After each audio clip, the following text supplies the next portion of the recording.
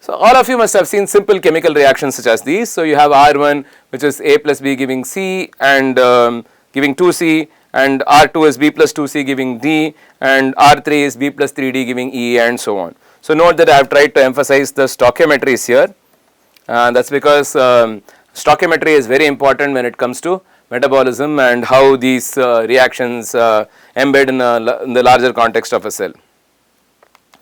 And this is how a real system looks like, wherein you have 10 different reactions that capture the conversion of D-glucose, 1 mole of D-glucose to 2 moles of pyruvate with the net generation of ATP, right. So, you have ATP that is here, so here it is on the left hand side, and here it is on the right hand side, and here it is on the right hand side again, here again it is on the left hand side. Right. So, you see that there is net generation of ATP in glycolysis, and this is fundamental energy giving cycle in living cells. And a real system looks this crazy, and I still call this a simplified system. It might be a little intimidating, but if you really zoom in here and see, there is a whole lot of complexity, and you have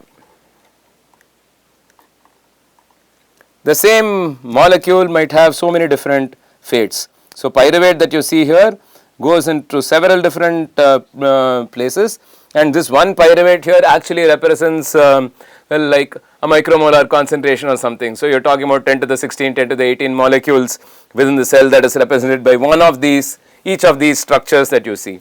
So, it is a really complex melee of reactions that is happening there, giving rise to very interesting biological functionalities and so on.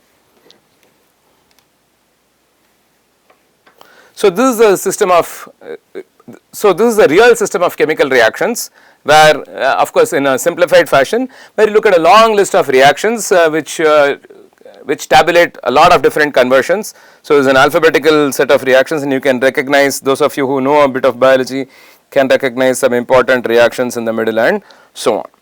And these kinds of networks are readily available from various databases for us.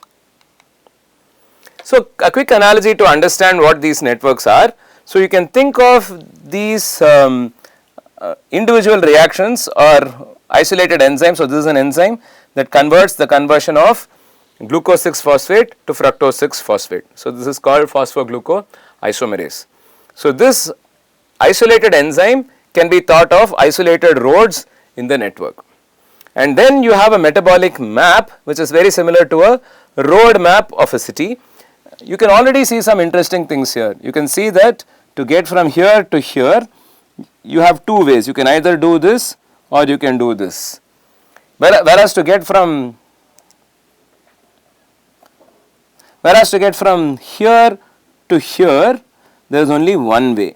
So, this is arterial in some. This is like an arterial road. You know that there are some roads that are always a little busy because there is no other way to get from point A to point B.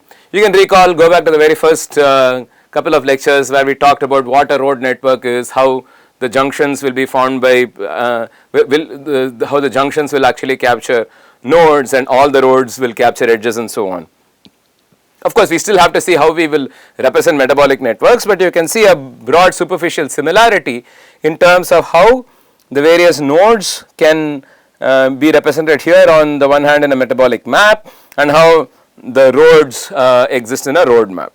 But what is more interesting or has a lot more information for you is when you actually look at traffic patterns or what are known as flux distributions within cells. You actually measure what is the traffic flowing through each edge of the network. So, this is challenging. We will not look at these especially in this course, but this is something we have done a lot in our lab, and this is a field that we been contributing to very frequently. So, how do you reconstruct these metabolic networks? This is a very drawn out process, involves a lot of information being integrated into a complex model. So, you start with the genome of an organism, you identify what are known as open reading frames, basically stretches of gene sequences that encode for proteins, you will study how to identify such ORFs as they are called in the other course in this module. And then you perform a functional annotation, try to identify if this particular enzyme encodes for a particular kind of protein that can catalyze a reaction and so on. And you also integrate lots of information from literature, from experiments, from textbooks which contain all these kinds of pathway diagrams and so on, and also pathway databases which have catalogued a lot of this kind of information, and you finally stick them into a complex model of metabolism which you can simulate using different ways. There is something known as kinetic modeling, where you can write a differential equation for every reaction in the network and simulate it. It has its own challenges. There is something known as constraint based modeling, which is very popular, but I will not touch upon it in this course. And then there is something known as interaction based modeling, which is what we are familiar with. You build a graph out of this complex network such as this or this, right. So you can think of all of these as nodes, and then you connect them through edges, and it's obviously going to be directed. You will have some cycle and so on and so forth. So all of these things can be done, and how do you do this? This becomes the question.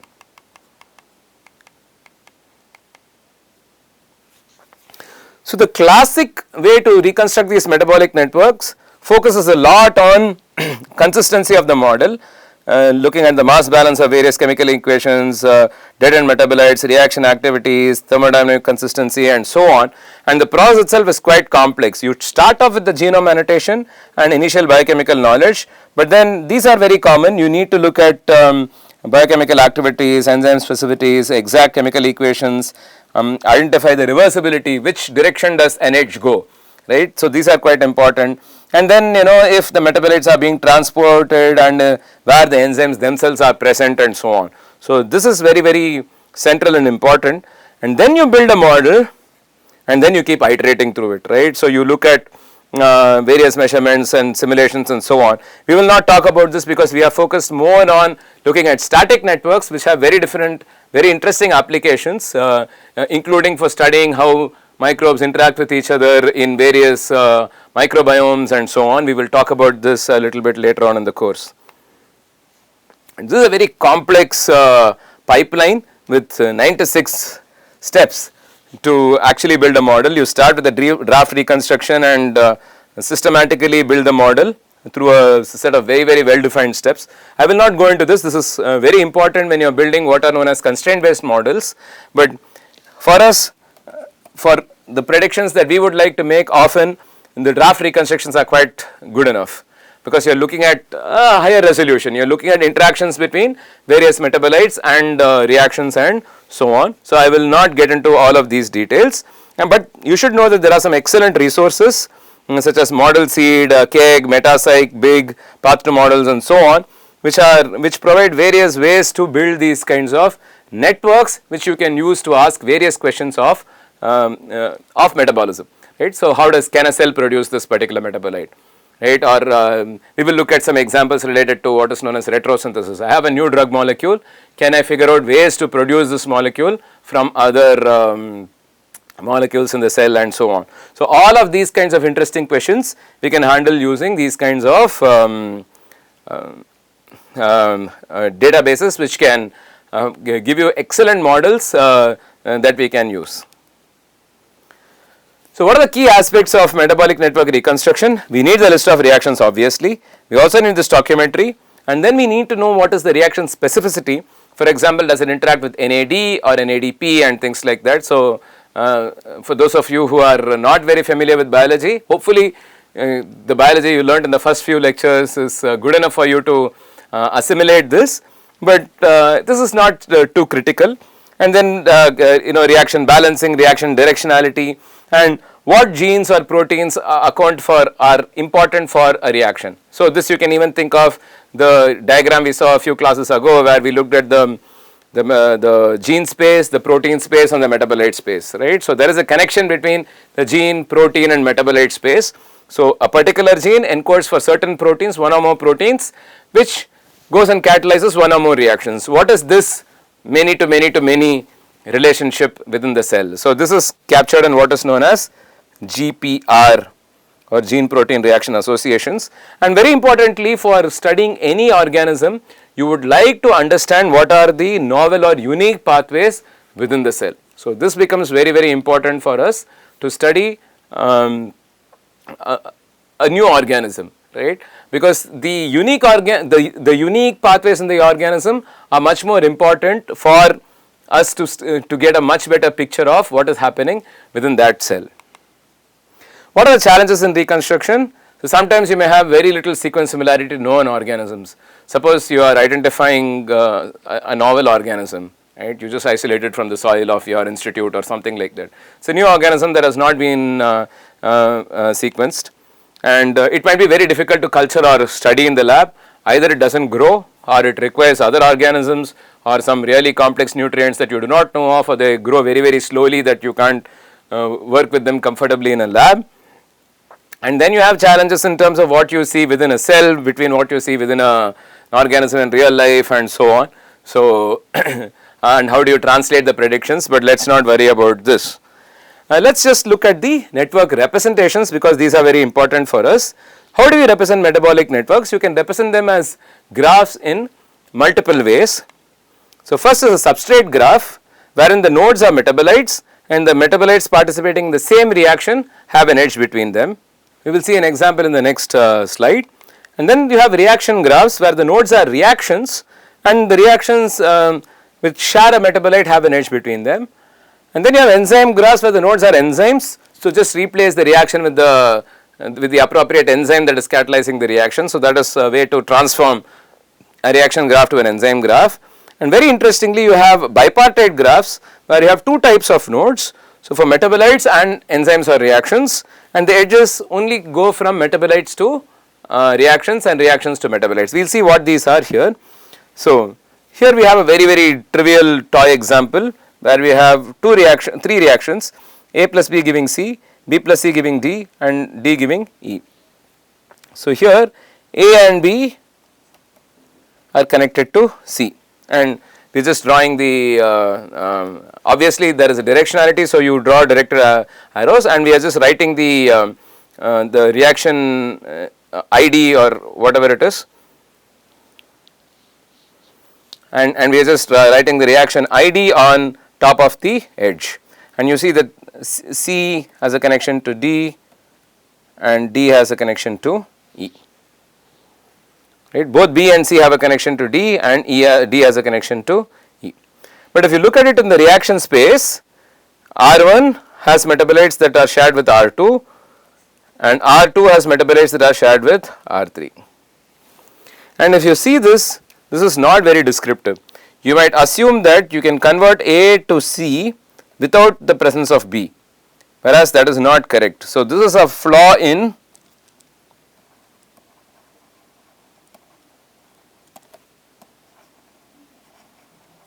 substrate graphs. Reaction graphs are almost not widely used at all, because I mean you have thrown away so much of information when you get here, and whereas you see that this representation that you see below, the bipartite graph, is as informative as it gets.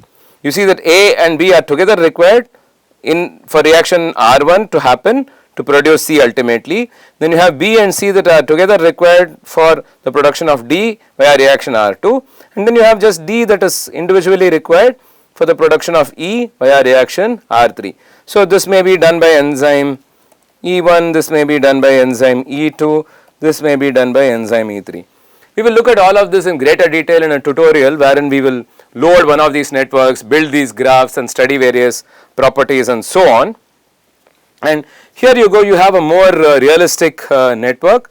We have glycolysis, wherein this is a reaction graph for glycolysis. We looked at the 10 reactions earlier, and here they are again.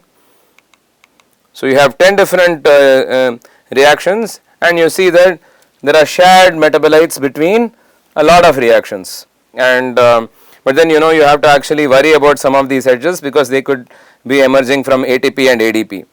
and sometimes they are essentially spurious, and we will discuss this in greater detail a little later on.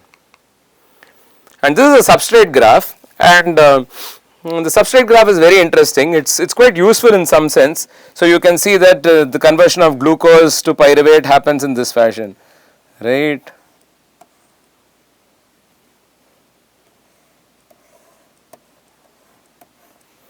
But the big danger is that you can totally make this wrong assumption that you can convert glucose to ADP and ADP to pyruvate.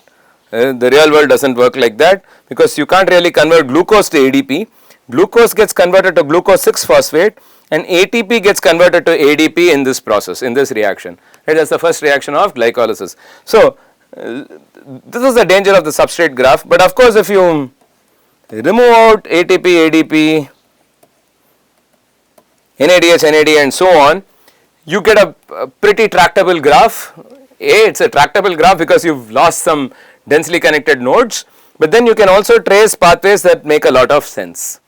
So this is very interesting that you can use these kinds of networks to actually find out how you can produce, what are the different ways in which you can produce pyruvate from glucose or whatever. You can ask all these kinds of questions. But if you actually looked at a bipartite graph, it's very, very clear, right? I need glucose and ATP to produce glucose 6-phosphate, and I also produce ADP. And I won't assume that I can just convert glucose to ADP to pyruvate, because I know that for glucose to get converted to glucose 6-phosphate, I also need ATP. And then ADP is another metabolite that is produced in this reaction. So I can actually look at what are all the input metabolites and what are all the output metabolites, and in fact we have algorithms that use a sort of guided breadth first search to carefully predict what molecules can be produced by the cell when certain molecules are present in the environment or within the cell. And so typically cells grow in a medium which contains a lot of nutrients, and depending upon the presence of a particular nutrient, what is the profile of metabolites that cell can produce. So all these kinds of predictions can be made using metabolic networks.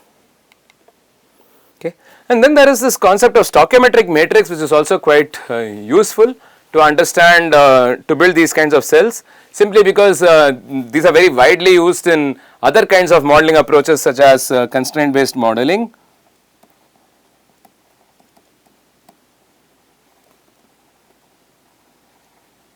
So let us look at a very simple example and see how we can write the stoichiometric matrix. Let us actually understand the origin of the stoichiometric matrix, and then I will also show you how some nice mathematical operations you can perform on the stoichiometric matrix to directly generate networks, much like the projections we did for bipartite graphs and so on. So consider a very simple set of reactions where you have A plus D giving E plus B, and another reaction where you have B giving C, and you have what are known as exchange reactions and so on. This helps the system function in a steady state, right. So whatever A and D come in can be converted to E, B and C and so on and so forth. Okay. So if these are the reactions connected in this fashion, how do you write out the differential equations governing the rate of change of each of the metabolites A, B, C and D and E in terms of the different fluxes? Right. So what is dA by dt? You can see that A occurs on the left hand side, on the right hand side of B1. So it's going to be B1, but some of it is going to go into V1, right. And then you have dB by dt. This is going to be V1 minus V2 minus B2. Right. And it is convenient to assume certain directions. Let us assume that this arrow looks like this. These are indicated with both arrowheads because it is a reversible reaction, but then you can just show it with a single arrowhead for now for our convenience, so that we know that B3 is coming, C3 is coming in via, C is coming in via B3 and so on. And when you solve and obtain a flux and you obtain a negative value, you can always assume that, understand that the reaction is happening in the opposite direction of the arrow you have assumed in the first place. So, dC by dt is going to be B3 minus V2, and dd by dt is going to be B4 minus V1, and dE by dt is going to be V1 minus B5. And if you were to put all of this together now,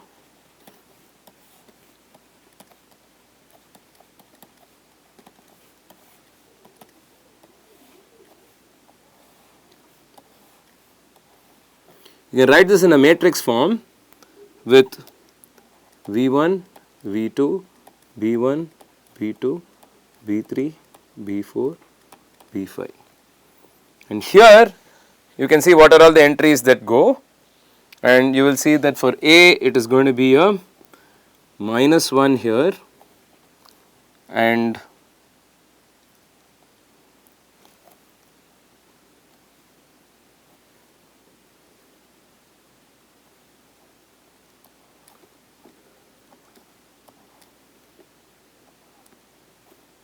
so this column is going to correspond to V1, then V2, then B1, B2, B3, B4, B5.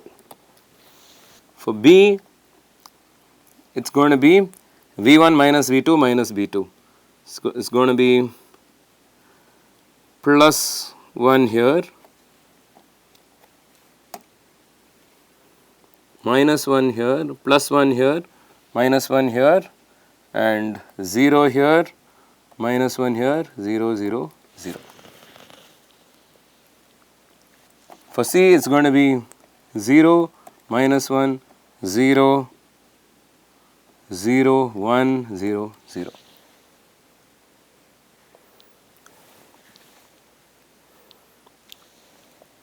And for D, it's going to be -1, 0, 0, 0, 0, 1, 0, and for E it's going to be 1, 0, 0, 0, 0, 0, -1. And while this seemed like a bit of work, this is a nice 5 cross 7 matrix that maps the rate of each metabolite's change to various fluxes. But what is interesting now is that it's very easy to write this matrix. We did a lot of work, it seemed, but then you just take the appropriate stoichiometric coefficient for each metabolite and put it for a reaction. So, V1 is the first reaction, it has 4 metabolites A, D, E and B. A and D get a -1, right. So, you can think of this mapping here, right. So, A is here, B is here, C is here, D is here and E is here. So, for A it is a -1 in the first reaction and a +1 in the first exchange reaction of B1. For B, it's present in 3 different reactions. It's present on the right hand side and in the first reaction, so it gets a +1.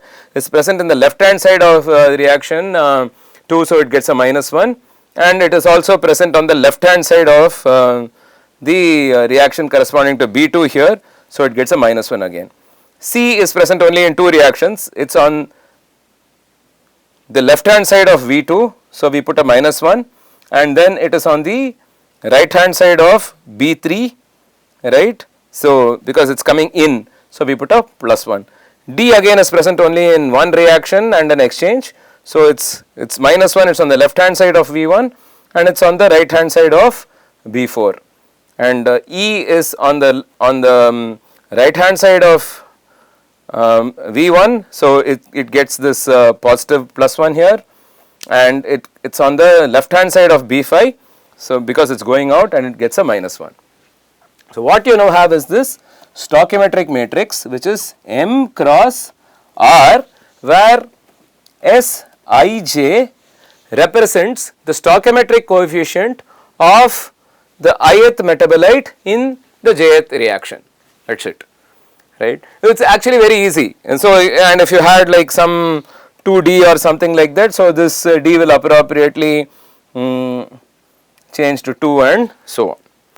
So this is how the stoichiometric matrix is constructed. But what is very interesting now is that this stoichiometric matrix has a lot of interesting implications for us. So if you look at the binarized version of the stoichiometric matrix, wherein you just convert every non-zero entry to a 1, right. So all these -1, -1, -2, -1, everything becomes a 1, and now you do S cap into S cap transpose. What do you get? You get an M cross M matrix, which is essentially your substrate graph, and if you did an S